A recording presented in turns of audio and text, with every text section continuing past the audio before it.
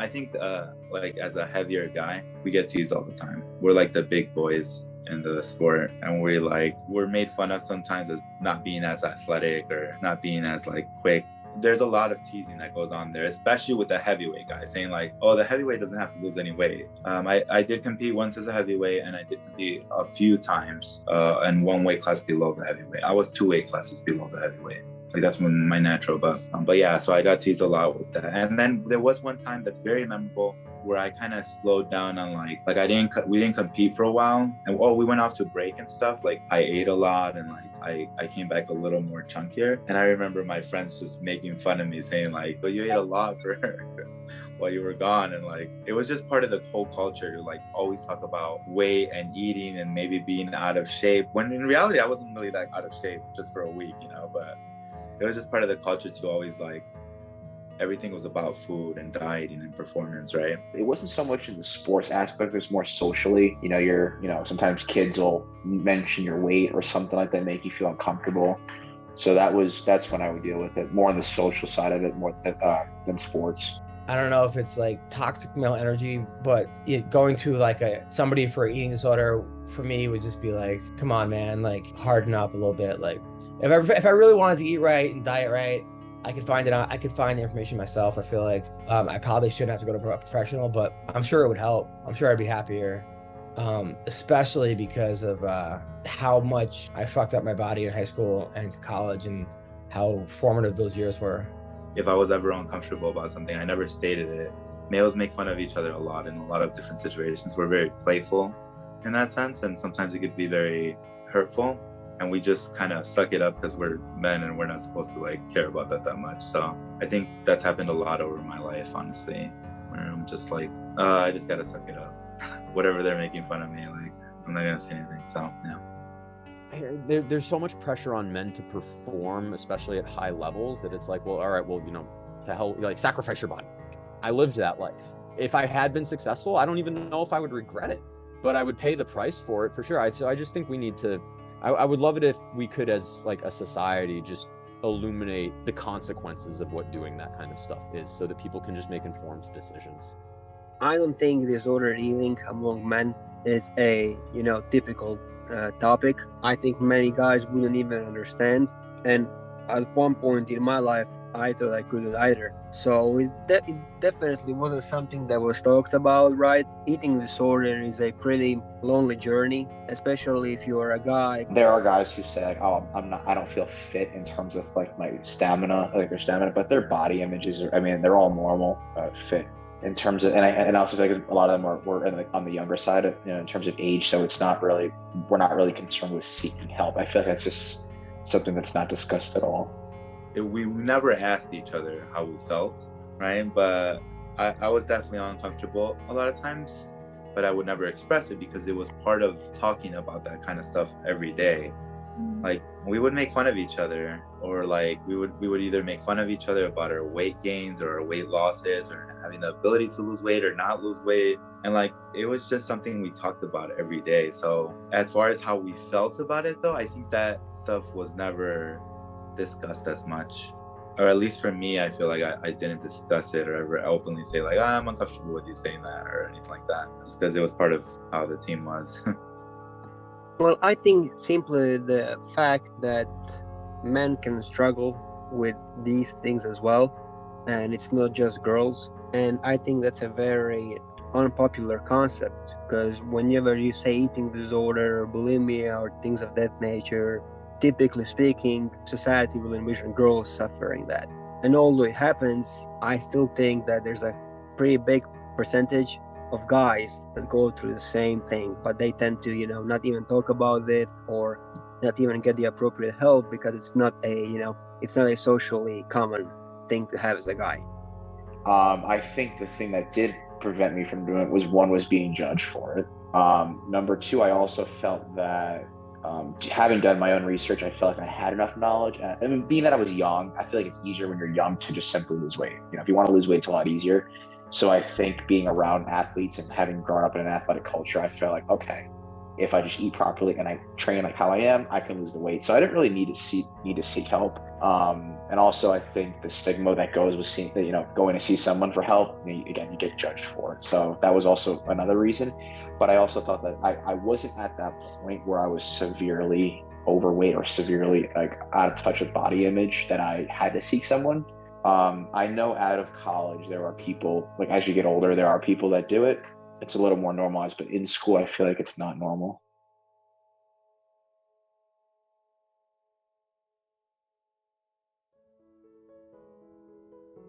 Once I got to college, there was actually a nutritionist that we were advised to go see, like everybody that was starting.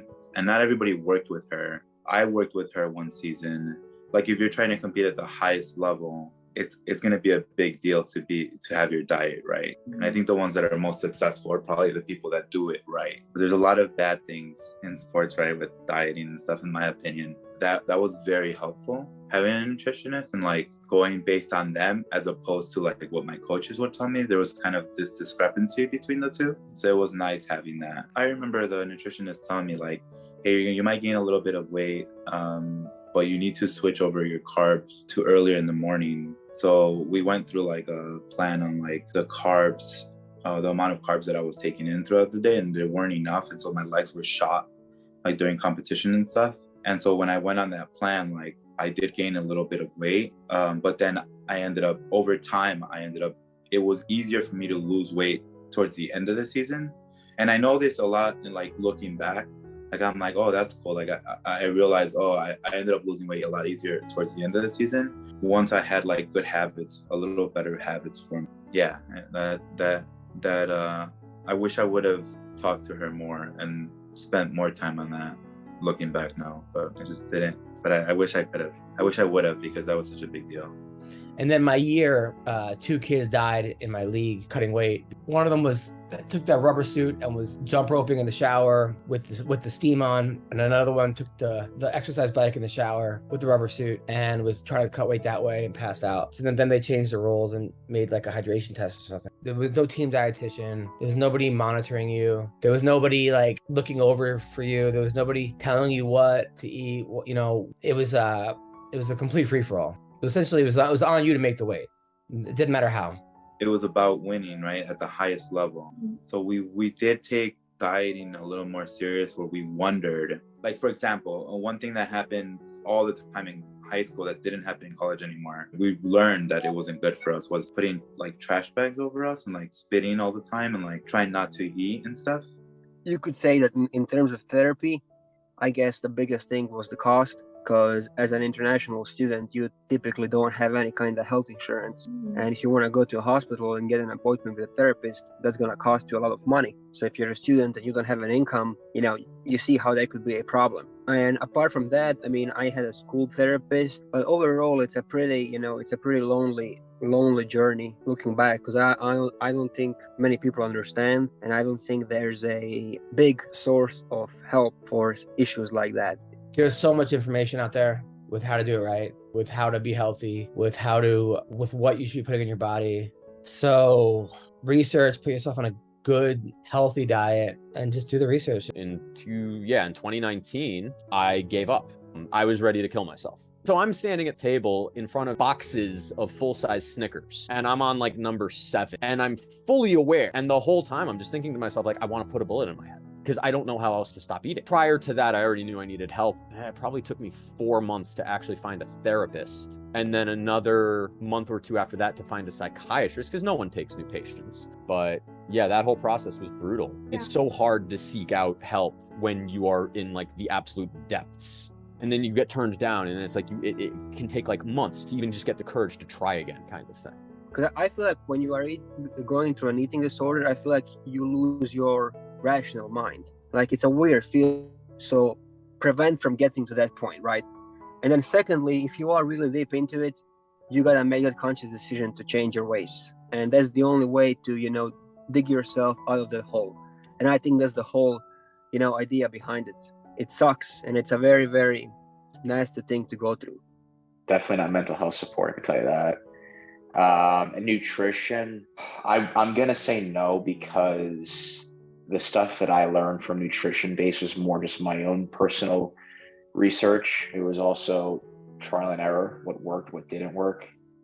You grow up always talking about weight and dieting, but the advice that you've gotten along all the years has been all over the place, as opposed to like going more to like an academic setting where it's a little more controlled on like experimentation and stats, as opposed to just like some coach telling you because it worked for him, it might work for you. You kind of become you have to try to be your own funnel of like what's good information and what's not.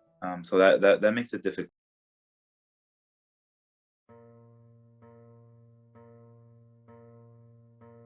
You couldn't miss weight, so that I guess the pressure would be from your team, because if you miss weight, you'll be able to wrestle. If you want to, get dates on Tinder, you have to have rock hard abs. You have to be super tall. It's like, with the advent of online dating, I think there's a lot of pressure on men to kind of look their best, because like you don't get to meet some when you're swiping left and right. You're literally going off physical appearances. I think it's very individualized. If I ever get like when that scale starts to get to 170, I'm like, I have to fix my shit. Like I can't be over 170 again. The way high school coaches wanted athletes to be built for soccer, they were really concerned with strength, not so much the skill on the ball, it was athleticism. So they wanted guys who were tall, who were fast, not necessarily those who with the best skill. So again, there were guys who didn't play who were better skilled, and just simply because of their height. I mean, there's not much you can really do with that. But in terms of strength, you could take care of that, with lifting. But again, you're still 17 years old. So how much muscle are you gonna really put on at 17? I'm 6 foot, but unfortunately I didn't play much because there was someone in my position who was 6'4", 6'5", was a tall kid. I was always trained to be more skilled, more technical, if you will. So unfortunately I couldn't compete with that. And that was my biggest struggle, was with the height difference. Not so much the physicality part, it was just the height difference and the fact that there's nothing you can really do about it. Like the coaches weren't telling us to do this. I mean, the coaches were just telling us to make weight. But we had no, it didn't matter how you made weight, so I was running with, 2 rubber suits, because you have rubber suits that get all the sweat out of your body. I was probably around 2. People were taking it to extreme measures. So, and I was pretty much doing the same thing in high school, other than not having the rubber suit on.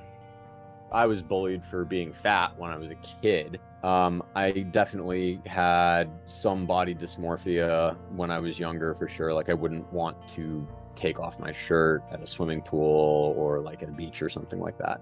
But more commonly, I just avoided those situations entirely, rather than like dealing with them and the shame. That would have started probably when I was in middle school. I was really young. It was actually my very first wrestling tournament. And so my coach had told my parents to not get me anything to eat. And my parents were like, what? Like, why wouldn't he? And we were all shocked and surprised. Now I see it as kind of silly, but like, because I've been ingrained and I've been like into the culture, and I'm understanding of like how it works and stuff now. But I remember the first time just being like, the coach was like, yeah, don't eat. My dad made me eat. He's like, no, we're not listening to your coach. You're gonna eat something. I ate, I went to weigh-ins. I ended up wrestling at a higher weight class. And then afterwards, everybody was eating. I was like, well, I already ate. And essentially I just stopped. And then I got shit from stopping wrestling. You're a quitter, but how could you do that? This was your passion. Especially kids from my high school, because that was my whole identity. So it was like, you let me down. I mean, my parents were the happiest because they hated it. Boxing put pressure on me to lose weight. The first time I had to make weight, I did it, but I had to crash diet the last 3 days, which barely any fluids, no food, like steam room in the sweatsuit, like every day, just trying to dehydrate myself enough to make the weight. And that was hell. It sucks that 2 people died for them to have to be like, you're taking a body percentage test, and you're not losing less than that. And then I hear people completely cheat that left and right. Like there's healthy, and then there's like how you look. it's so much better to be healthy than how you look. But unfortunately, how you look is what gets the likes on Instagram. College was intense because, if you get paid a lot of money in terms of scholarship, they expect you to perform, they expect you to win. And it's definitely an added layer of pressure in addition to academics that you have to worry about. I tried to hang myself with the jump rope during 5th grade recess when I was 10. 5th grade was the first year I had real weight and image problems because when my 4th grade year, they cut PE from the curriculum. I didn't do physical things outside of school, and I was very heavy for that age. And yeah, my classmates never let me forget it. Yeah, I've had personally coaches tell me I was overweight. I remember that in high school, and I still remember that to this day. So it's kind of like a thing you keep in the back of your mind that kind of motivates you. We've all suffered from it. It's never too late to make a change. Anyone can do it.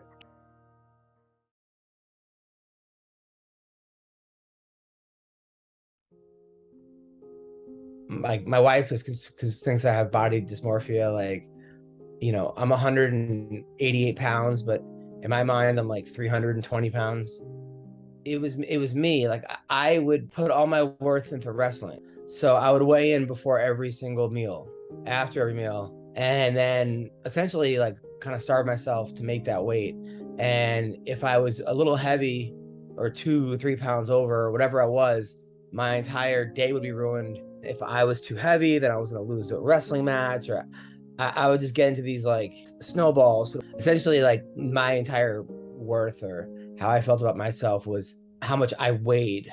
And to this day, I mean, it's 22 years later, I still weigh myself before when I wake up. And if I'm too heavy, I'm in a bad mood, or my day's not going to be fucked up until I can get my weight down. It still bothers me to this day. And I still associate like how I feel with how much I weigh. When I started doing Ninja Warrior, it became very clear to me. It was just, I got to get stronger. I got to lose weight because I need to fly. For the first couple of years, it was fine. I mean, the fittest I've ever been in my life was right before I tore my Achilles. I weighed 148. I would guess I was like 5% body fat. I look great. I didn't have a lot of muscle on. I have way more muscle on me now, despite the fact that I've been in catabolysis for like 2 months at this point. I mean, if I got back down to 155 at this point, I'd be unstoppable, assuming I had the strength. But the number has always been relevant ever since I started doing Ninja, because when I'm lighter, I'm stronger. I got to start, otherwise I'm worthless. So I essentially just cut, 15, 16, 17 pounds every week in college. And I was miserable. I was depressed. I was angry. If anybody bumped into me, I want to kill them. I was like a starved animal. I was good at wrestling. The wrestling was a good part because I was so angry and wanted to murder people. But essentially, I just didn't like the way I felt or how I was living. I just wish I would have done it differently because I ended up quitting the sport, and a lot of it was ego. I'm like, if I'm going to kill myself to be on this wrestling team, I'm going to start. Because of that, I ended up burning myself out. I was like, bro, like make the weight or you don't get to fight. I was like, all right, well, I got to make the weight. So yeah. And then with rock climbing and Ninja Warrior, I've never had aspirations of being a professional level rock climber. I mean, it'd be amazing to do it, but it doesn't really seem practical at this point. With Ninja Warrior, there were no coaches. So everything I did was like, no, I mean, I had to do it. And it had the added bonus of like, all of a sudden, like from a state of body dysmorphia, I was like, yo, look at me shirtless. I still pay attention to the number on the scale. I don't know if I'm ever going to be able to not do that. I was used to being like the star in high school. Even that in itself is like, don't associate your achievements and your victories with who you are. Like, associate who you are with who you are, and don't let everyone or yourself put yourself into a box of like, oh, I'm this person, the wrestler, or I'm this person, that. It's like, no, I'm this person, and I wrestle. I'm this person, and I'm a father. By like allowing myself to just all my eggs in one basket and having my entire self-worth be dedicated on who identified as a wrestler, then I essentially just like broke.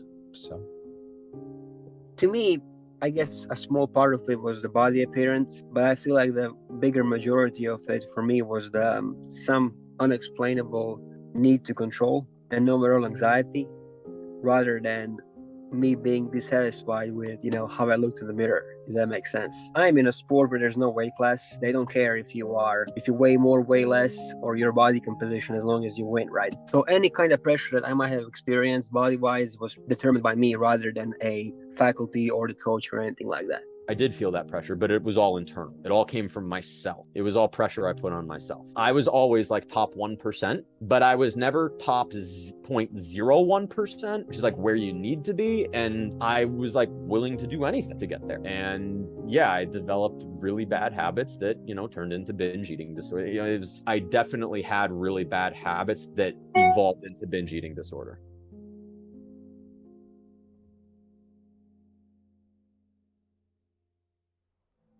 My personal experience is, I don't know, I feel like it's really weird and twisted. A lot of it due to some of my own toxicities. Therapy has turned my life around, not just because of the eating disorder, but because I was a really shitty person. I didn't realize where I was fucking up and I needed to do better, and therapy helped me do better. But like prior to all of that, I brought a lot of it onto myself.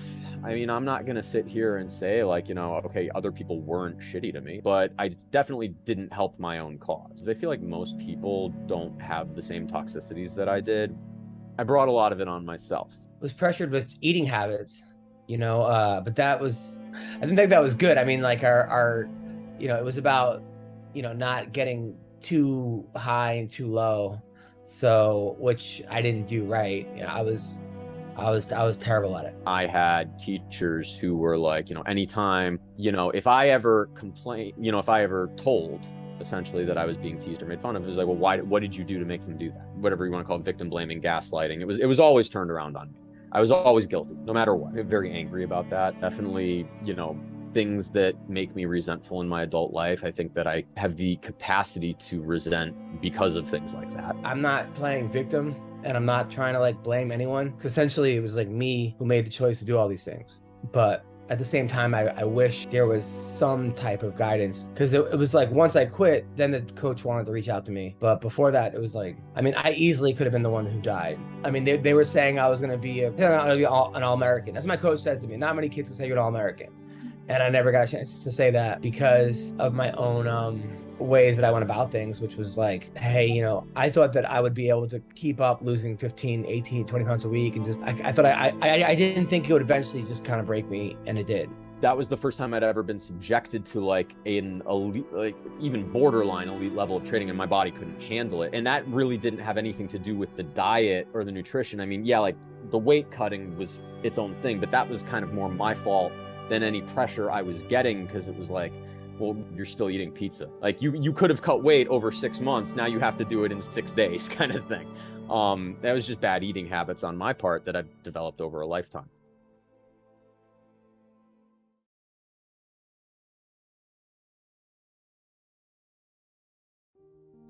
I couldn't enjoy eating because I would just constantly be weighing myself, or I would just mooch. I wouldn't be able to like eat a whole thing. So I would think, if I ate half of it or a third of it, then that wouldn't count. So I would just constantly be grubbing food off people. Like I'd stand next to the snack machine and be like, hey, can I get a piece? Get a piece. People literally just give you pieces of food.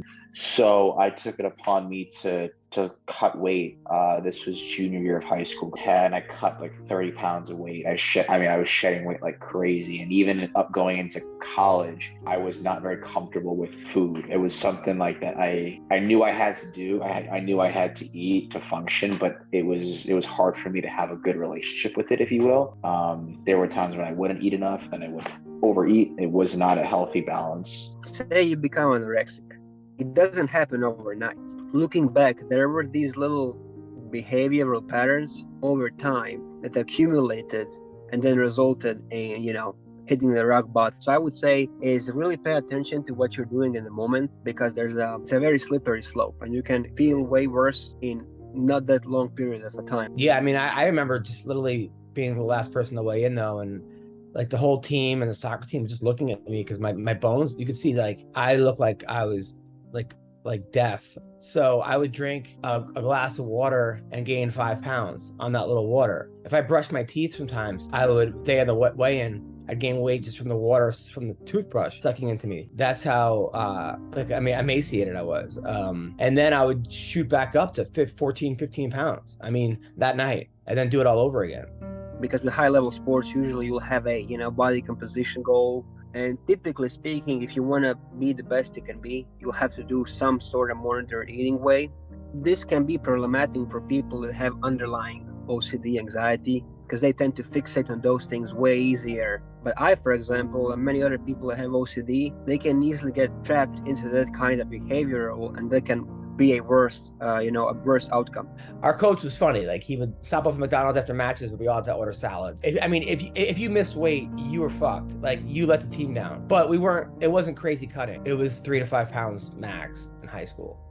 7, 8 pounds maybe. In college is when it was like, that's when it was like 12, 15, 20 pounds. There were guys who would just eat a bar or something, like a protein bar, and call it a day. That's all they'd eat. And you were outside, 90-degree weather, and 2-a-day training sessions. And then come into the locker room, and then they would just cramp, vomit. I mean, you name it. It was not good. The trainers would always just say, hey, hydrate and eat something. But that would just be, that's so generic.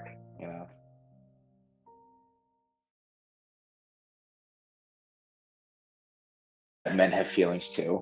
That's a big thing, that we're just as vulnerable as women are in terms of body image. It may not seem like it because men sometimes tend to hold things in. I personally know people who are in that same position. They want to lose weight and it's not easy, or they have an issue, disorder, whatever it may be. So I just wish that people would understand that men have it just as hard as women. I mean, it's both sides.